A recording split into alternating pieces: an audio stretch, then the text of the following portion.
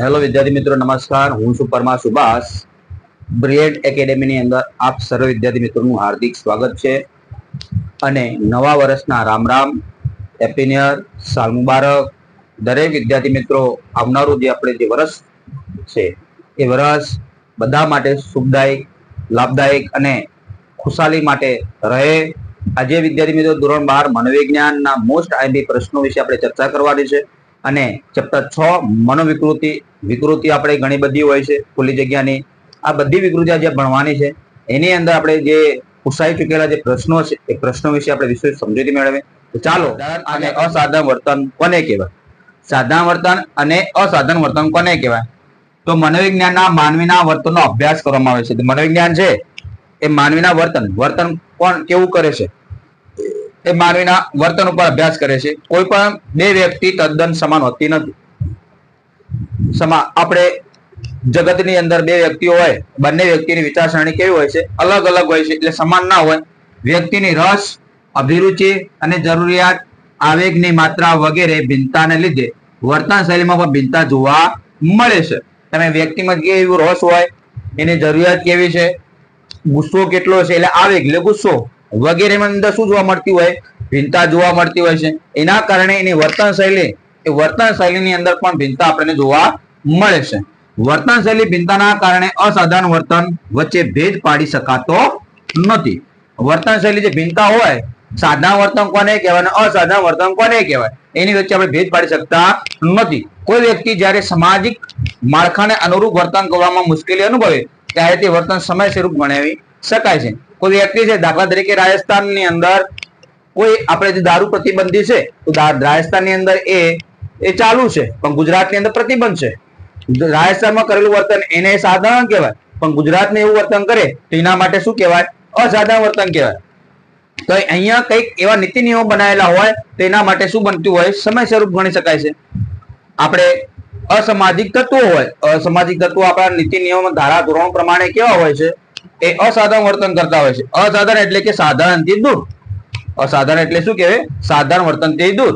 અંગ્રેજી ભાષામાં એબી નોર્મલ ના અર્થમાં અસાધારણ શબ્દ વપરાય છે. એબી નોર્મલ એટલે એબી અને નોર્મલ શબ્દો સંકળાયેલા છે.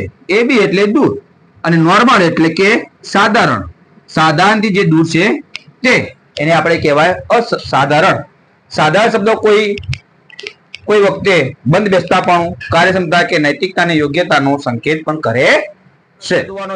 ચેતન મન અને અચેતન મન. તો મનોવિશ્લેષણાત્મક ના પિતા ડોક્ટર સિગમન્ડ ફ્રોઈડ જેના વિચારો છે એ વિચારોનો પર આધારિત આ પ્રતિમાન આપણે જોવાનું છે. ફ્રોઈડના મતે અસાધારણ વર્તન માટે અચેતન મનમાં રહેલી દમિત લાગણીઓ, અચેતન મનમાં ઘણી બધી એવી લાગણીઓ રહેલી હોય છે, આવેગો હોય છે જે અનુભવો માટે જવાબદાર છે. અનુભવોથી જ વ્યક્તિ શીખ મળતી હોય છે. તેમના મતે ચેતન મન, અર્ધચેતન મન અને અચેતન મન ના સંઘર્ષો વ્યક્તિને અસાધારણ વર્તન તરફ લઈ જતી હોય છે.